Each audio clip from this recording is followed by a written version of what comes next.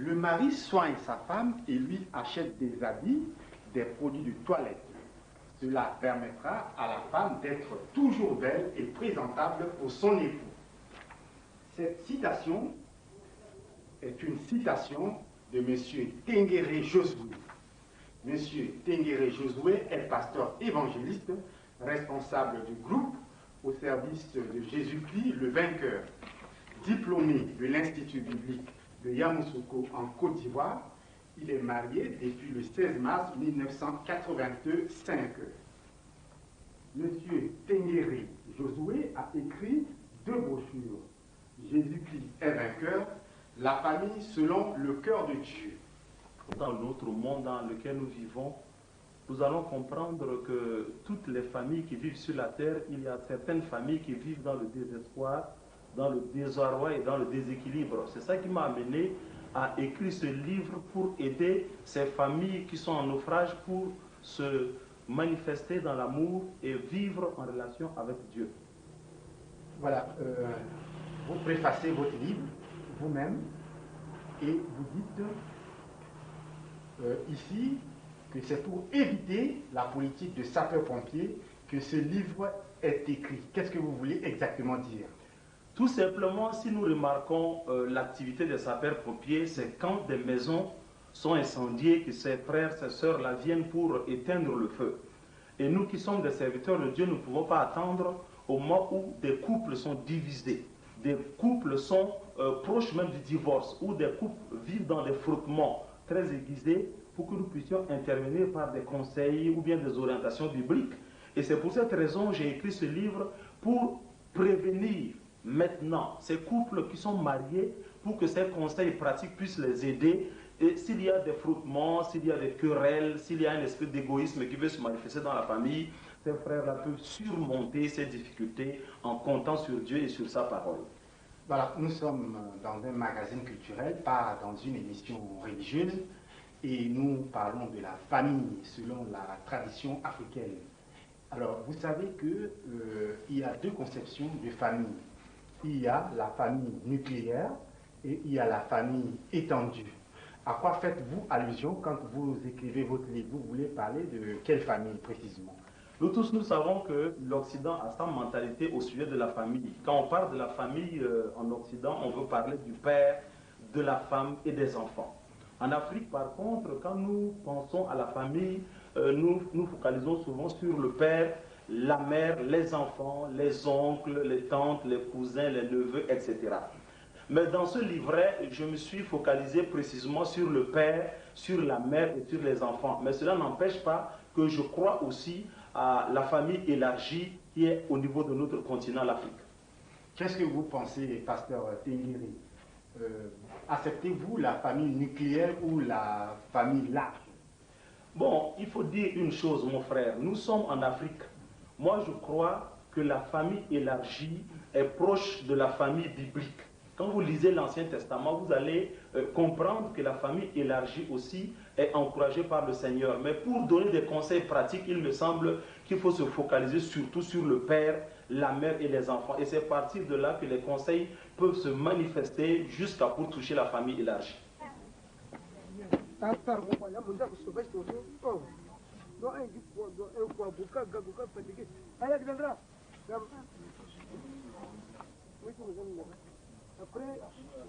est là. C'est ça. Andrew! Gati! Bah, là, tout le monde, on va la montre. Là, merci. C'était là-bas. Hein? Ah, on va. Il y a passé. Bah, par exemple, il y a un module de voie civique. Attention, c'est un peu pour nous. Maman, il y a bien que tu veux quand ah oui, parce que nous sommes se tromper, nous voyons tout ça, tout le bâtiment, tout le monde, et tout ça pour que vous ayez. Du coup, tu peux ça, tu me bangalis, n'a pas. C'est une agréable. Kalitimi ta bossa. Akidape, maman vous dites n'est pas oui. Oh. Donc on dit ça ngati mo simbi ko ga net. Vous wara mo lenga dape. Sandi ni pas ko ndi kanga mafia. Jure na mo. Hein? Oh.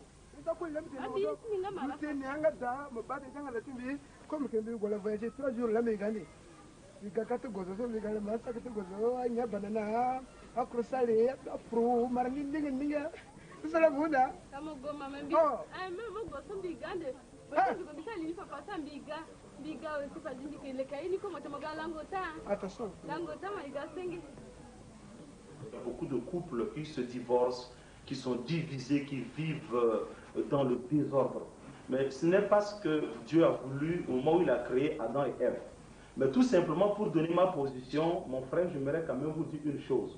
Je ne suis pas contre ce choix qui a été fait par les parents. Et vous savez, si vous lisez dans la parole de Dieu, Abraham, ce père de la foi, il a envoyé son serviteur Eliezer, qui est parti dans un pays lointain pour choisir une fille, Rebecca, pour son enfant Isaac. Là, je ne suis pas contre cette tradition, contre cette culture. Mais mon problème de fond se situe à deux niveaux. Si les parents choisissent une fille pour un garçon, il faut que la vie de la fille soit connue. Il faut que la fille librement accepte ce choix. Deuxièmement, il faudrait que le choix aussi se fasse selon la volonté de Dieu.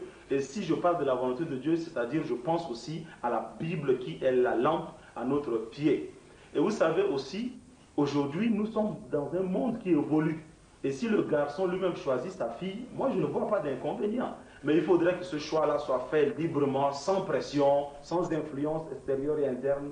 Et aussi que ce choix se fait selon la volonté de Dieu. Voilà ce que je peux dire, mon frère. Comment vous expliquez que si les parents choisissent la femme, le mariage dure, alors que nous qui choisissons librement, c'est-à-dire que nous avons déjà vu, nous avons déjà essayé, nous avons déjà étudié notre épouse, mais ça ne dure pas. Comment vous expliquez ça? Il me semble que par expérience qu'il y a un problème de fond qui se pose. Entre-temps, en Afrique, vous savez, dans les villages, on ne peut pas quand même donner une fille de 11 ans, de 10 ans à un garçon. Ce sont des hommes responsables qui se mariaient. Et c'est pour cette raison, vous savez, un auteur africain a dit il est bon de donner une fille qui sait nager à un bon piroguier. Donc, à mon avis, il faudrait un homme responsable pour qu'il se marie avec une fille responsable. Là, c'est ça qui va les engager à vivre selon Dieu et à se manifester dans un esprit de responsabilité. Parce que le mariage n'est pas un jeu d'enfant.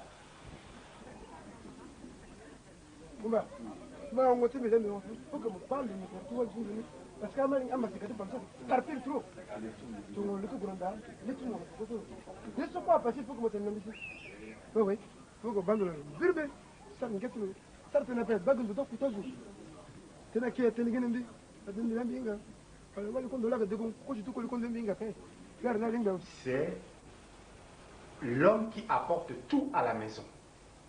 Dans la tradition centrafricaine, c'est l'homme qui faisait tout. La femme apporte seulement le complément.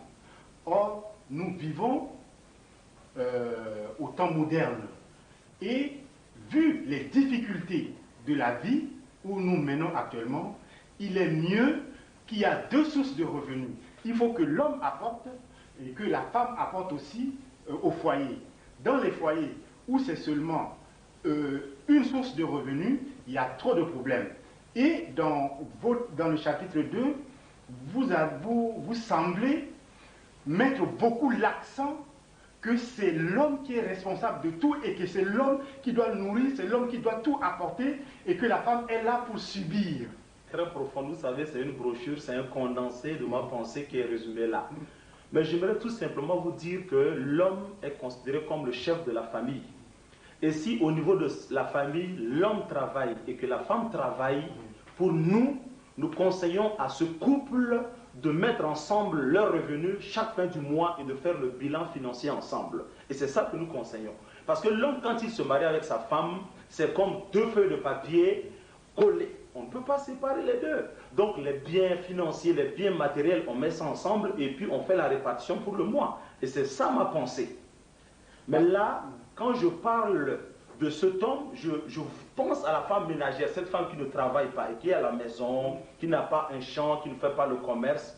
Cette femme-là, si c'est son mari seul qui travaille, alors c'est là où je mets l'accent pour demander à son mari de prendre la responsabilité de la famille. Mais si la femme travaille et que l'homme travaille, ou bien la femme fait des affaires personnelles, elle est commerçante, elle a son champ, elle fait la pêche, etc. Il faut mettre les biens financiers ensemble. Et c'est ça notre souhait, c'est ça que nous encourageons. Mais malheureusement, aujourd'hui en Centrafrique, quand les femmes travaillent, les femmes confisquent leurs biens, leur argent, et ces femmes-là demandent seulement à leur mari d'intervenir. Là, moi, je pense qu'il y a un déséquilibre qui s'installe dans le couple. Il faut que les deux s'associent pour que le couple soit équilibré. Pasteur, comment vous concevez l'égalité entre l'homme et la femme? D'abord, sur le plan physique, l'homme et la femme sont différents, sur le plan sexuel. Sur le plan mental et psychologique aussi, la psychologie de la femme est différente de celle de l'homme. Mais quand nous disons que la femme et l'homme sont égaux devant Dieu, c'est tout simplement quand nous pensons à ce passage de Genèse 1,27 qui dit que l'homme et la femme ont été créés à l'image de Dieu. Et nous qui sommes des croyants, devant Dieu, il n'y a pas d'homme, il n'y a pas de femme. Nous sommes égaux. C'est de cela que je mets l'accent. Je parle de la valeur de l'homme par rapport à notre foi à Dieu. Mais quand nous sommes dans la famille, il y a quand même une petite différence parce que c'est l'homme qui est le chef, la femme est son assistante, son aide. Pasteur, vous écrivez dans votre livre, lorsqu'on se marie, c'est pour manifester de la tendresse, c'est-à-dire témoignage d'affection, compliments, tendresse, regard doux, etc., envers son épouse. Savoir dire à sa femme qu'on l'aime, même si les traditions africaines nous recommandent le contraire. Comment la tradition africaine recommande le contraire? J'ai vécu dans une famille chrétienne, mais maintenant, quand je vois autour de moi, là où il y a des hommes et des femmes qui ne sont pas en relation avec Dieu et qui sont influencés par la mentalité africaine, vous verrez que des hommes ont construit une muraille qui les sépare de leurs épouses. Et comme je l'ai dit dans ma brochure, c'est seulement 2 fenêtres qui sont ouvertes. Il y a des hommes qui ont un moment de dialogue ou bien qui manifestent leur tendresse avec leur femme au moment où une fenêtre est ouverte, tout simplement pour que la femme apporte à manger. Et la deuxième fenêtre est ouverte au moment où l'homme et la femme est dans la chambre, où l'homme manifeste maintenant son amour pour avoir des rapports intimes avec sa femme. Alors, la mentalité africaine ne nous recommande pas de manifester notre tendresse, notre affection par des paroles douces, par des compliments. Tout simplement parce que nous qui sommes des Africains, quand l'homme manifeste ses compliments avec sa femme, les parents qui sont là, surtout la famille élargie, va se manifester pour dire peut-être que cette femme est en train de tyranniser sur son mari, ou bien c'est la femme qui prend le dessus, ou bien l'homme est esclave, etc. Nous sommes des hommes et la femme n'est pas un objet ni un robot. Il faut considérer la femme comme une créature merveilleuse de Dieu. Donc elle doit aussi recevoir de l'affection de la part de son mari. Alexandra, maman. Maman, tu veux pas faire ça? Tu sais le bain, il est un billet de la famille. Tu as tenu. On va le faire. Il faut le bain, mais tu dis sur nous. Maman, tu peux pas faire ça. Le 11. C'est bien le tenir sur un bain de cela, comme le muscle que nous avons cartégé, car c'est un bas qu'on a ça. Si c'est pas le gars, on le doit tenir c'est la famille sur là, le so à qu'on a fait. Ça, on donne encore fait. Si ça me dit, on va prendre là, ça me garde, on me tête, la famille, on te comme il faut on a, tu connais la, il y a la personne à mieux. Oh, tu as café, moi, je me dis, oui, mais quand tu as fait, ça non, non, tu as là. Oh, moi, quand tu as fait, ça, tu viens là, oh, c'est café, dis-moi, tu comprends comment tu as fait. Ça, quand tu fais tout le monde, tu dis que tu vas ramasser le gars. Mais là, tu fais 3 jours. Maman, oui.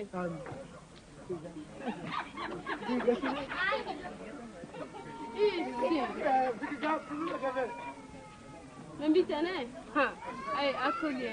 Le tenenye, niga otiza tokana sarin. Tu sais, il y a mes rendez-vous de mina. Mais c'est na jardin de l'indépendance, c'est un bigoba type miso. Comme il connaît ma racine sur l'angota, c'est même ça de dans le gossara. L'angota, donc l'angota, il y a mis qui fait migombi bingo tout ça. C'est mis ça mania mit migosa, il fait migombi qui a pas dit peut-être fou. Bigoba type miso. Alexandra, vas-y, ça pourrait pas mon nicao. Tu sais, la coulier.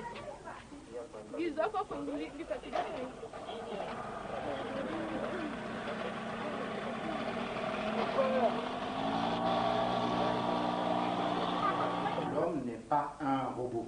Et justement, vous en parlez ici, toujours dans votre livre, à la page 4.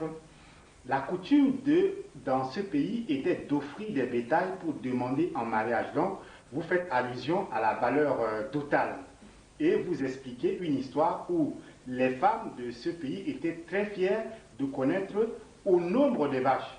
Donc, la valeur totale se mesurait à la vache qu'on apportait à la famille de l'épouse. Alors, votre position sur la dot, pasteur? Ma position est simple. Quand un garçon prend la décision pour aller dans une famille, prendre une fille en mariage, ce garçon doit se mettre en tête que cette fille a été élevée, cette fille a été protégée, encadrée, orientée par les parents. Et si cette fille quitte la famille, c'est une perte parce que nous sommes en Afrique. Et pour compenser cette perte, le garçon, d'une manière symbolique, doit apporter quelque chose aux parents pour que son mariage soit validé. Parce que vous savez, en Afrique, si la dot n'est pas apportée et que tu as des enfants, c'est difficile pour que la paternité soit vraiment claire au niveau de la belle famille. Mais quand tu apportes la dot, les parents sont d'accord, donc c'est d'une manière officielle que la fille est donnée. Et c'est ce que nous encourageons. Mais je combats foncièrement cette mentalité africaine qui dit que la femme est souvent considérée comme une plantation de cacao ou bien une plantation de manioc. Là, je suis contre cette mentalité. Parce qu'on ne peut pas vendre une fille comme une marchandise. C'est un être créé par Dieu. Donc, la fille est donnée, mais symboliquement, pour remercier les parents qui ont veillé sur la fille, il faut donner quelque chose. Et là, il faut qu'on encourage cela. Ça, c'est notre culture qu'on ne peut pas vraiment étouffer. Et ça fait du bien. Et ça donne du poids à la fille. Et ça donne du poids à la belle famille. Ça donne du poids aussi au garçon. Et publiquement, le garçon démontre que cette femme m'appartient. Pasteur, vous dites aussi quelque part, le mari soigne sa femme. Et je l'avais dit au début de cet entretien, en lui achetant des habits, des produits de toilette. Cela permettra à la femme d'être toujours belle et présentable selon son époux. Alors, qu'est-ce que vous pensez de ces femmes mariées qui se maquillent, qui veulent obligatoirement changer leur teint parce qu'elles ne sont pas contentes de leur peau? En tout cas, mon frère, cette question est pertinente et profonde. Mais j'aimerais quand même te dire que ça, c'est vraiment une action contre nature. Dieu nous a créés et il nous a placés dans des continents différents. Si aujourd'hui, au niveau de l'Occident, il y a des blancs, en Afrique, il y a des noirs, nous devons accepter cela.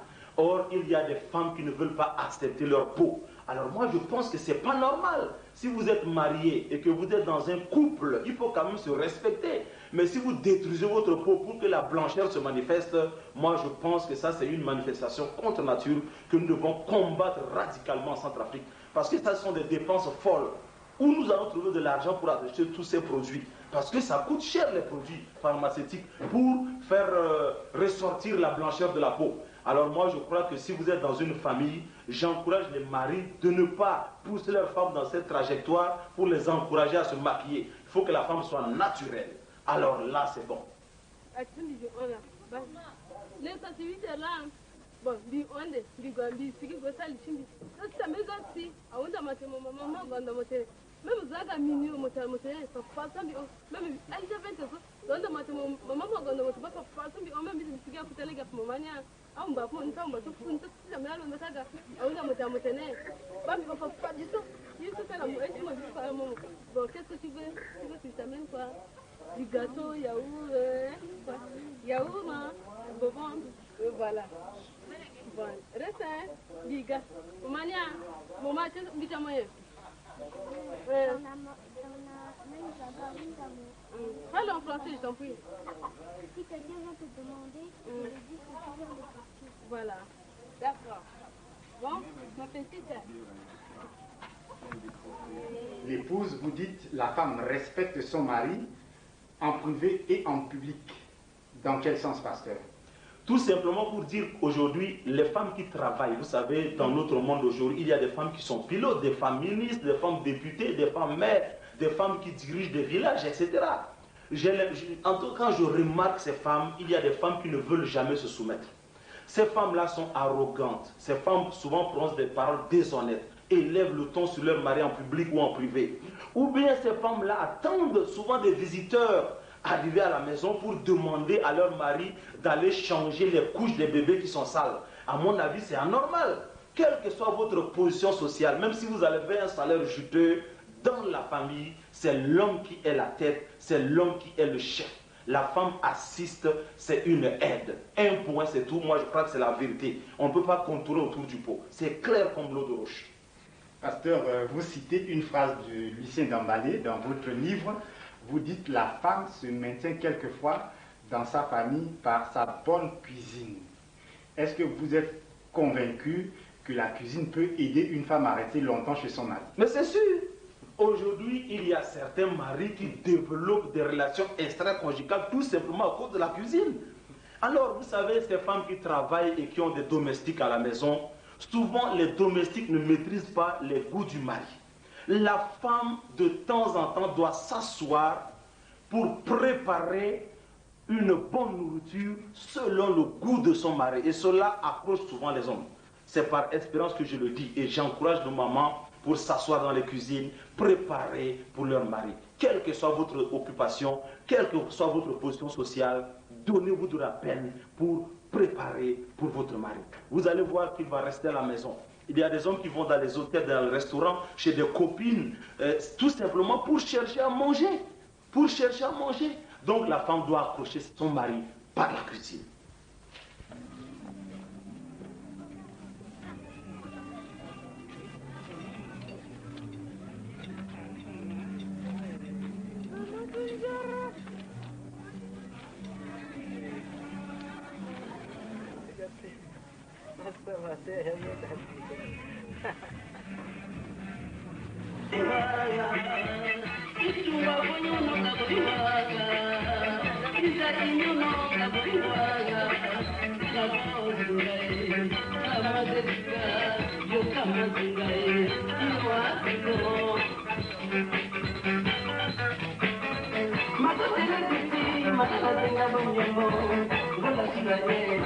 Père et sa mère pour s'attacher à sa femme et les deux deviennent une seule chair.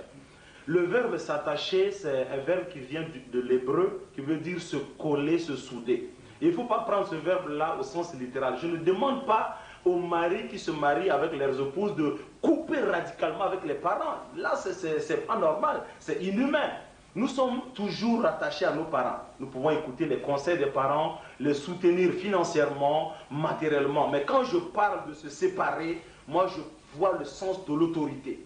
Tu sors sous l'autorité des parents pour fonder ta famille. Parce que ici en Afrique, surtout en Centrafrique, nous avons l'impression de voir que certains hommes sont toujours contrôlés radicalement dans leurs paroles, dans leurs actions, dans leur comportement par les parents.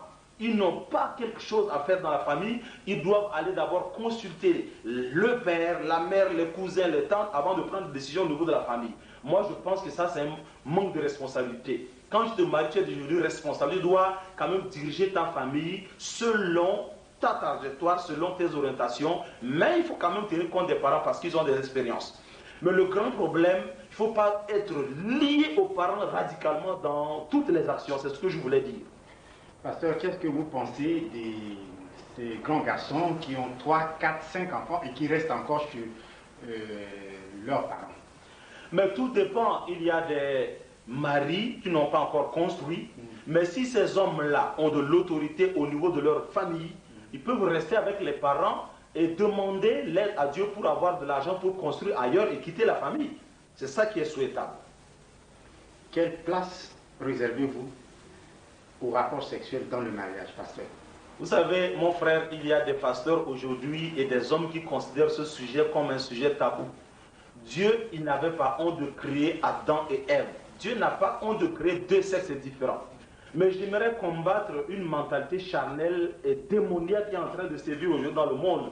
Il y a des gens qui pensent que la relation sexuelle, c'est le péché originel. Là, ce n'est pas une pensée biblique. Dieu, il a béni les premiers couples. Et il a dit clairement, Adam et Ève, soyez féconds, multipliez-vous et remplissez la terre. Et il me semble clairement que les rapports sexuels, c'est à partir de là que la femme sera féconde. Ça, c'est vraiment un texte biblique qui est clair. Alors, aujourd'hui, dans le monde, nous encourageons les rapports sexuels dans le cadre du mariage. Et là, je souligne les grands traits. Parce qu'il y a deux relations qui sont condamnées par la Bible. Quand un homme aborde une femme, sans demande même, sans mariage au niveau de la mairie, sans bénédiction nuptiale au niveau de l'église, et que ces deux personnes s'unissent sexuellement, la Bible qualifie cet acte-là de l'impudicité ou bien de l'immoralité. Et cet acte est condamné par Dieu. Une deuxième action qui est condamnée par Dieu, c'est l'adultère. Quand vous êtes marié légalement, au niveau des parents, au niveau de la mairie, au niveau de l'église, et que vous laissez votre époux ou votre épouse et que vous développiez une autre relation extra-conjugale, ça c'est l'adultère, c'est condamné par la parole de Dieu. Mais si vous vous unissez avec votre femme sexuellement, mais dans le cadre du mariage, cela est béni, cela est encouragé. Et là, moi, j'encourage cet acte-là. Il ne faut pas que la femme se réserve. Elle n'a pas autorité sur son propre corps. C'est son mari qui a autorité sur elle.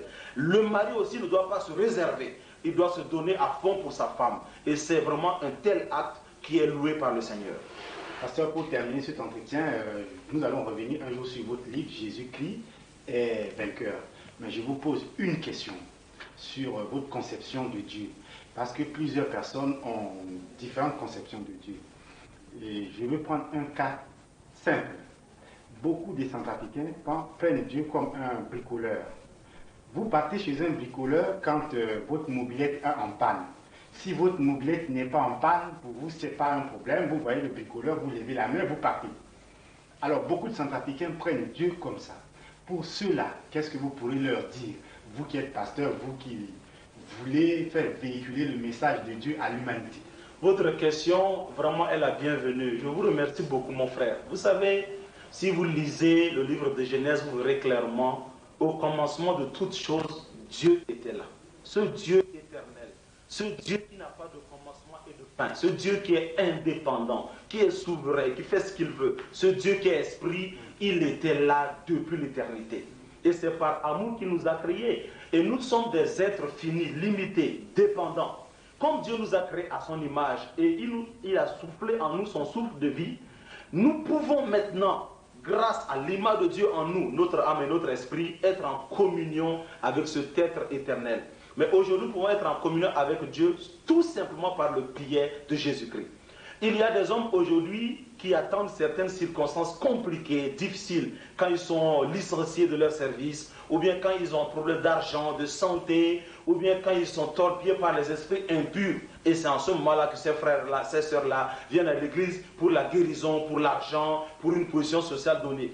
Dieu n'est pas un charlatan, Dieu n'est pas un marabout, Dieu n'est pas un patron d'une secte pernicieuse. Notre Dieu nous a créés pour être en relation libre avec nous, c'est un Dieu d'amour. Mais si aujourd'hui nous prenons Dieu comme un charlatan, comme un magicien, comme un pratiquant de sciences occultes, nous avons passé à côté. Nous avons passé à côté. Soyons en relation avec Dieu dans la pureté de cœur et dans la pureté de l'âme. Et c'est seulement à travers Jésus-Christ que nous pouvons être en communion directe avec Dieu, et c'est à partir de là qu'il va nous bénir. Pourquoi nous sommes en communion avec Dieu? C'est tout simplement à cause de notre vie dans l'au-delà, parce qu'il y a des hommes et des femmes qui pensent aujourd'hui que la vie s'arrête là. Non, il y a une vie dans l'au-delà, et cette vie, il faut qu'on la prépare maintenant. C'est pas quand nous allons arriver au ciel que nous allons la préparer. C'est en étant en bonne relation avec Dieu ici sur la terre que nous serons éternellement avec lui dans son règne qui n'a pas de fin.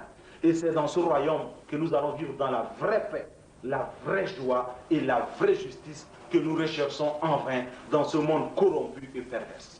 Pasteur.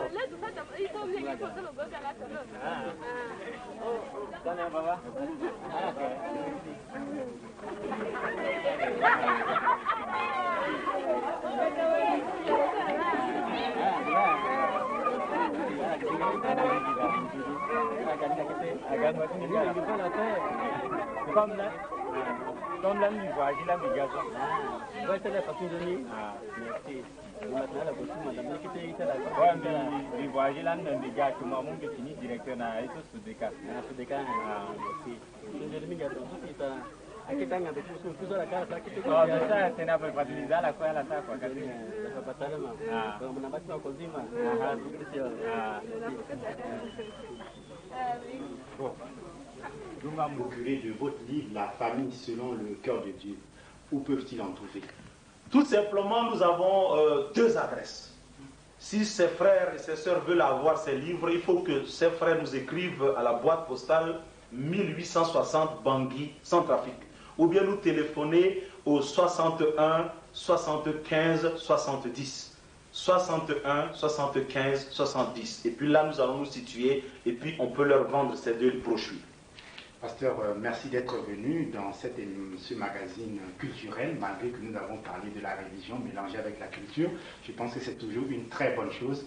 Je pense que vous allez revenir prochainement pour qu'on puisse parler peut-être de votre livre dans le cadre d'une émission religieuse. Jésus-Christ est vainqueur. Je vous remercie et, amis téléspectateurs, point final pour aujourd'hui. Rendez-vous à la semaine prochaine.